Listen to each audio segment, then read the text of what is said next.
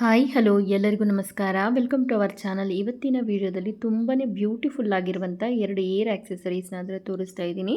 ವಿಡಿಯೋನ ಡಿಲೇ ಮಾಡದೆ ವಿಡಿಯೋನ ಸ್ಟಾರ್ಟ್ ಮಾಡ್ಕೊಳ್ಳೋಣ ಬನ್ನಿ. ಮೊದಲು ಒಂದು ಹ್ಯಾಂಡ್ ಕರ್ಚೀಫ್ ಅಷ್ಟು ನೆಟ್ಟೆಡ್ ಕ್ಲಾತನ್ನು ತಗೊಂಡಿದ್ದೀನಿ ನಾನು. ಇದು ನಾನೇನೋ ಡ್ರೆಸ್ಸನ್ನು ಸ್ಟಿಚ್ ಮಾಡಿ ಉಳಿದಿರ್ತಕ್ಕಂಥದ್ದು.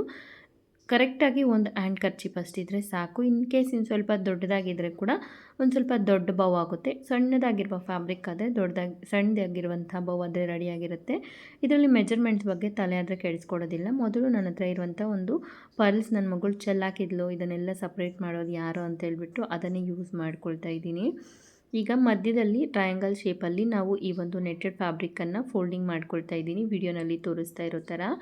ನಂತರ ಈ ಪರ್ಲ್ಸ್ನ ಸ್ವಲ್ಪ ಹತ್ರಕ್ಕಾದರೆ ಜರುಗಿಸ್ಕೊಂಡು ನೀಟಾಗಿ ಅಡ್ಜಸ್ಟ್ ಮಾಡ್ಕೊಳ್ತಾ ಇದ್ದೀನಿ. ಈ ರೀತಿಯಾಗಿ ಎರಡು ಕಡೆ ಕೂಡ ಅಡ್ಜಸ್ಟ್ ಮಾಡ್ಕೋಬೇಕು. ಎರಡು ವಿಂಗ್ಸ್ಗೆ ಕೂಡ ಈ ಒಂದು ಪರ್ಲ್ಸ್ ಬರೋ ಥರ ಮಧ್ಯದಲ್ಲಿ ಈ ಟ್ರಯಾಂಗಲ್ ಶೇಪ್ ಏನಿತ್ತು ಅದನ್ನು ಮಧ್ಯಕ್ಕೆ ಫೋಲ್ಡ್ ಮಾಡಿಕೊಂಡು ನಂತರ ಈ ವಿಡಿಯೋನಲ್ಲಿ ತೋರಿಸ್ತಾ ಇರೋ ಥರ ಈ ರೀತಿ ಮೀಡಿಯಮ್ ಸೈಜಲ್ಲಿ ಒಂದು 2 ಪ್ಲೀಟ್ಸ್ ಬರೋ ಥರ ಅಡ್ಜಸ್ಟ್ ಮಾಡಿಕೊಂಡು ಅದ್ರ ಮೇಲೆ ಫೋಲ್ಡಿಂಗನ್ನು ಮಾಡಿಕೊಂಡು ಈ ಎಡ್ಜಸ್ ಏನಿದೆಯೋ ಈ ಪರ್ಲ್ಸ್ ಕಂಪಲ್ಸರಿಯಾಗಿ ಮಿಕ್ಸ್ ಆಗಬಾರ್ದು, ಯಾವ ಕಡೆದು ಆ ಕಡೆಗೆ ಇರಬೇಕು. ನಂತರ ವಿಡಿಯೋನಲ್ಲಿ ತೋರಿಸ್ತಾ ಇರೋ ಥರ ಕ್ರಿಸ್ ಕ್ರಾಸ್ ಆಗಿ ಇದನ್ನು ಫೋಲ್ಡಿಂಗ್ ಆದರೆ ಮಾಡ್ಕೊಳ್ತಾ ಇದ್ದೀನಿ. ಈ ರೀತಿ ನೀಟಾಗಿ ಫೋಲ್ಡಿಂಗನ್ನು ಮಾಡಿಕೊಂಡು ನಿಮ್ಗೆ ಬೇಕಾಗಿದ್ದರೆ ಸೂಜಿ ದಾರದಿಂದ ಕೂಡ ನೀಟಾಗಿ ಪ್ಲೀಟ್ಸ್ ಥರ ಹೊಲ್ಕೋಬೋದು. ಇಲ್ಲ ಅಂತಂದರೆ ಇವಾಗ ಏನಾದರೂ ಏನಾದರೂ ತಂದಿದ್ದಾಗ ನಮಗೆ ಈ ಒಂದು ರಬ್ಬರ್ ಬ್ಯಾಂಡ್ಸ್ ಅದು ಬಂದಿರುತ್ತೆ ಅಲ್ವಾ, ನಂತರ ಮ್ಯಾಚಿಂಗ್ ರಬ್ಬರ್ ಬ್ಯಾಂಡ್ ಇತ್ತು, ಸೊ ಅದನ್ನು ಯೂಸ್ ಮಾಡಿಕೊಂಡೆ ನಾನಿಲ್ಲಿ ಈ ಒಂದು ಬೌನಾದರೆ ರೆಡಿ ಮಾಡ್ಕೊಳ್ತಾ ಇದ್ದೀನಿ. ಈ ರೀತಿ ರಬ್ಬರ್ ಬ್ಯಾಂಡ್ನ ಹಾಕ್ಕೊಂಡು ಅದ್ರ ಮೇಲೆ ಇನ್ನು ಸ್ವಲ್ಪ ಡೆಕೋರೇಟಿವ್ ಆಗಿ ಕೂಡ ಡಿಸೈನ್ನ ಮಾಡ್ಕೋಬೋದು ಬೇಕಿದ್ದಲ್ಲಿ. ಈ ರೀತಿ ಒಂದು ರಬ್ಬರ್ ಬ್ಯಾಂಡನ್ನು ಹಾಕ್ಕೊಂಡು ಈ ವಿಂಗ್ಸ್ನೆಲ್ಲ ನೀಟಾಗಿ ಅಡ್ಜಸ್ಟ್ ಮಾಡಿಕೊಂಡ್ರೆ ಬ್ಯೂಟಿಫುಲ್ ಆಗಿರುವಂತಹ ಈ ಒಂದು ಪರ್ಲ್ ಬೌ ಆದರೆ ರೆಡಿ ಆಗಿಬಿಡುತ್ತೆ. ಈ ಥರ ಪರ್ಲ್ ಬೌವನ್ನು ನಾವು ಮಾರ್ಕೆಟಲ್ಲಿ ತೊಗೋಬೇಕಂತಂದರೆ ಅಟ್ಲೀಸ್ಟ್ 80 to 100 ರುಪೀಸ್ ಮೇಲೇ ಚಾರ್ಜ್ ಮಾಡ್ತಾರೆ. ಖಂಡಿತ ನೀವು ಈ ಒಂದು ಬೌನ ಟ್ರೈ ಮಾಡಿ. ನಿಮ್ಮ ಮಕ್ಕಳಿಗೆ ಇಲ್ಲ ಅಂತಂದರೆ ನೀವು ಕೂಡ ಪೋನಿ ಟೈಲ್ನ ಹಾಕ್ಕೊಂಡ್ರೆ ತುಂಬಾ ಬ್ಯೂಟಿಫುಲ್ಲಾಗಿ ಕಾಣಿಸುತ್ತೆ. ಅದು ಕೂಡ ಔಟ್ ಆಫ್ ವೇಸ್ಟ್, ಒಂದು ಸ್ವಲ್ಪ ಕೂಡ ಖರ್ಚಿಲ್ಲದೆ ಹಾರ್ಡಾಗಿ ಒಂದು 5 ನಿಮಿಷ ಸ್ಪೆಂಡ್ ಮಾಡಿದ್ರೆ ಬ್ಯೂಟಿಫುಲ್ಲಾಗಿರುವಂತಹ ಏರ್ ಬೌನ ನೀವು ಕೂಡ ರೆಡಿ ಮಾಡ್ಕೊಳ್ಳಿ. ನಿಮಗೂ ಈ ಏರ್ ಬೌ ಇಷ್ಟ ಆಯಿತು ಅಂದರೆ ವಿಡಿಯೋಗೊಂದು ಲೈಕ್ ಮಾಡಿ, ಬೇರೆಯವ್ರಿಗೆ ಅನುಕೂಲ ಆಗುತ್ತೆ ಅಂದರೆ ಶೇರ್ ಮಾಡಿ. ನೀವು ಒಂದು ಲೈಕ್ ಮಾಡೋದ್ರಿಂದ ತುಂಬಾ ಒಂದು ಇನ್ಸ್ಪಿರೇಷನ್, ಇನ್ನೂ ಒಳ್ಳೆ ವೀಡಿಯೋಸ್ ಮಾಡಬೇಕು ಅಂತ ತುಂಬಾ ಖುಷಿ ಇರುತ್ತೆ. ಖಂಡಿತ ವಿಡಿಯೋಗೊಂದು ಲೈಕ್ ಮಾಡಿ, ಶೇರ್ ಮಾಡಿ ನಿಮ್ಮ ಫ್ರೆಂಡ್ಸ್ ಆ್ಯಂಡ್ ಫ್ಯಾಮಿಲಿ ಮೆಂಬರ್ಸ್ಗೆ. ನೀವು ಕೂಡ ಟ್ರೈ ಮಾಡಿ. ವಿಡಿಯೋ ಇಷ್ಟ ಆಗಿದ್ದಲ್ಲಿ ನಮ್ಮ ಚಾನಲ್ನ ಸಬ್ಸ್ಕ್ರೈಬ್ ಮಾಡಿಕೊಂಡು ಸಪೋರ್ಟ್ ಮಾಡಿ. ನಾನು ಇಲ್ಲಿ ನನ್ನ ಮಗಳಿಗೆ ಕೂಡ ಹಿಟ್ಟು ತೋರಿಸ್ತಾ ಇದ್ದೀನಿ ನೋಡಿ. ಫ್ರಂಟ್ ಸೈಡ್ ಹಾಕಿದ್ರೆ ಕೂಡ ಮ್ಯಾಚಿಂಗ್ ಡ್ರೆಸ್ಸನ್ನು ಹಾಕಿ ಈ ರೀತಿಯಾಗಿ ಕಾಣಿಸುತ್ತೆ. ಇಲ್ಲ ಅಂತಂದರೆ ಪೋನಿ ಟೈಲ್ ಇದ್ದರೆ ಮಕ್ಕಳಿಗೊಂದು ಸ್ವಲ್ಪ ಸಣ್ಣ ಜಡೆ ಇದ್ದರೆ ಬ್ಯಾಕ್ ಸೈಡ್ ಹಾಕಿದ್ರೆ ಕೂಡ ತುಂಬಾ ಬ್ಯೂಟಿಫುಲ್ಲಾಗಿ ಕಾಣಿಸುತ್ತೆ ನೋಡಿ. ಈ ರೀತಿಯಾಗಿ ಈಗ ನಾನು ಇನ್ನೊಂದು ಬ್ಯೂಟಿಫುಲ್ ಆಗಿರುವಂತಹ ಈ ಒಂದು ಲಾಂಗ್ ಟೈಲ್ ಬೋನ ತೋರಿಸ್ತಾ ಇದ್ದೀನಿ. ಇದು ನನಗೆ ಯಾರೋ ಒಂದು ಗಿಫ್ಟ್ಗೆ ಕೊಟ್ಟಿರುವಂಥ ಒಂದು ನೆಟ್ಟೆಡ್ ಟೈಪ್ ಬ್ಲೌಸ್ ಪೀಸ್. ಇದರಿಂದ ಬ್ಲೌಸ್ನ ಸ್ಟಿಚ್ ಮಾಡಿಸ್ಕೊಳ್ಲಿಕ್ಕೆ ಕೂಡ ಆಗೋದಿಲ್ಲ. ಸೊ ಅದಕ್ಕೋಸ್ಕರ ಅಂತ ಈ ಥರ ಬ್ಲೌಸ್ ಪೀಸ್ಗಳು ನಿಮ್ಮ ಹತ್ರ ಕೂಡ ಇರುತ್ತೆ ಅಲ್ವಾ, ಅದರಿಂದ ನಾನೊಂದು ಬ್ಯೂಟಿಫುಲ್ ಆಗಿರುವಂತಹ ಲಾಂಗ್ ಟೈಲ್ ಬೋನ ರೆಡಿ ಮಾಡ್ತಾ ಇದ್ದೀನಿ.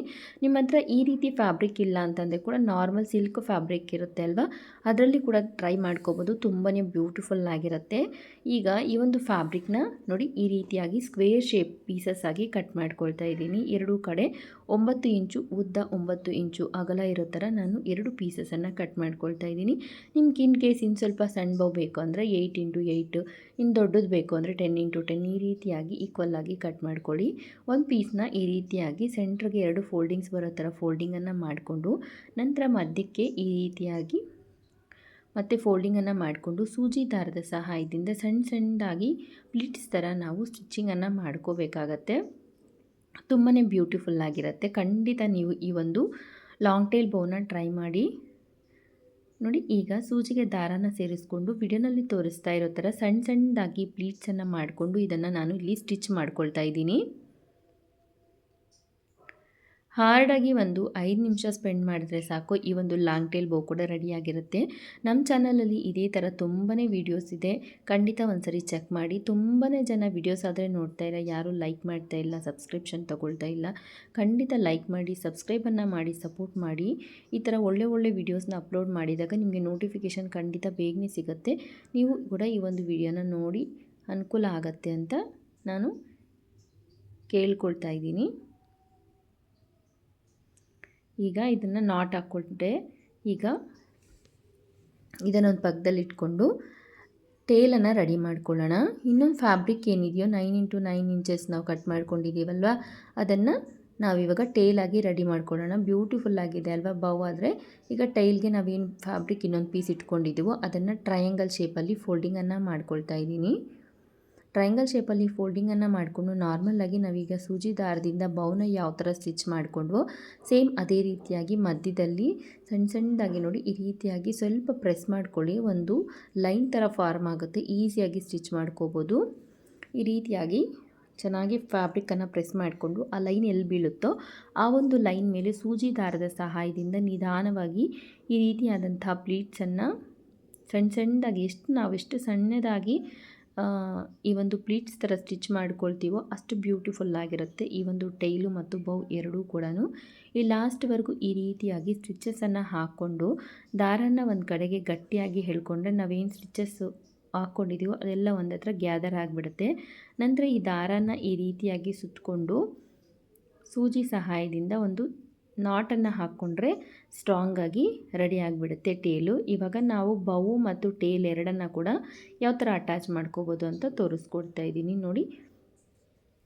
ಬೌ ಕೆಳಗಡೆ ಎಕ್ಸಾಕ್ಟಾಗಿ ಟೇಲನ್ನು ಇಟ್ಕೊಂಡು ನಾವು ಕರೆಕ್ಟಾಗಿ ಸ್ಟಿಚ್ ಮಾಡ್ಕೋಬೇಕಾಗತ್ತೆ. ನೋಡಿ ವಿಡಿಯೋನಲ್ಲಿ ತೋರಿಸ್ತಾ ಇರೋ ಥರ ಈ ಒಂದು ಟೈಲು ಮತ್ತು ಬೌ ಎರಡನ್ನ ಕೂಡ ನಾನಿಲ್ಲಿ ಅಟ್ಯಾಚ್ ಮಾಡ್ಕೊಳ್ತಾ ಇದ್ದೀನಿ. ಮಾರ್ಕೆಟಲ್ಲಿ ಈ ಲಾಂಗ್ ಟೇಲ್ ಬೌ ಅರೌಂಡ್ 150ಇಂದ 200ವರೆಗೂ ಇರುತ್ತೆ. ಅದ್ರ ಬದಲು ಒಂದು 30 ರೂಪೀಸ್ ಕೂಡ ಇರಲ್ಲ ಈ ರೀತಿ ನೆಟ್ಟೆಡ್ ಫ್ಯಾಬ್ರಿಕ್ ಖರ್ಚು. ನಮ್ಮ ಹತ್ರ ಯಾವುದಾದ್ರೂ ಇರುವಂಥ ನೆಟ್ಟೆಡ್ ಫ್ಯಾಬ್ರಿಕ್ ಇಲ್ಲ ಅಂತಂದರೆ ವೇಸ್ಟ್ ಆಗಿರುವಂಥ ಸಿಲ್ಕ್ ಫ್ಯಾಬ್ರಿಕ್ಕಿಂದ ಈಸಿಯಾಗಿ ಮನೆಯಲ್ಲೇ ರೆಡಿ ಮಾಡ್ಕೋಬೋದು. ನಮ್ಮ ಮಕ್ಕಳಿಗಾಗುತ್ತೆ, ದೊಡ್ಡವರು ಕೂಡ ಪೋನಿ ಟೈಲ್ ಎಲ್ಲ ಹಾಕ್ಕೊಂಡ್ರೆ ತುಂಬ ಬ್ಯೂಟಿಫುಲ್ ಆಗಿರುತ್ತೆ. ಈಗ ಇದನ್ನು ಹೊಲ್ಕೊಂಡು ದಾರನ ಕೂಡ ಕಟ್ ಮಾಡಿ ತೆಗ್ದಿದ್ದೀನಿ. ನೋಡಲಿಕ್ಕೆ ಎಷ್ಟು ಚೆನ್ನಾಗಿ ಕಾಣಿಸ್ತಾ ಇದೆ ಅಲ್ವಾ.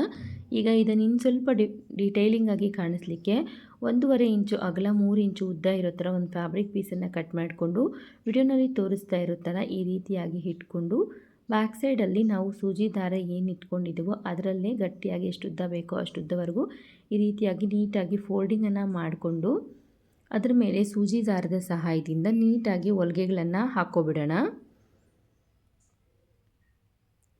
ಇದೆಲ್ಲ ಕೆಲಸ ಕೂಡ ಹಾರ್ಡಾಗಿ ಒಂದು 10 ನಿಮಿಷದಲ್ಲಿ ಈಸಿಯಾಗಿ ಮಾಡ್ಕೊಂಬಿಡ್ಬೋದು.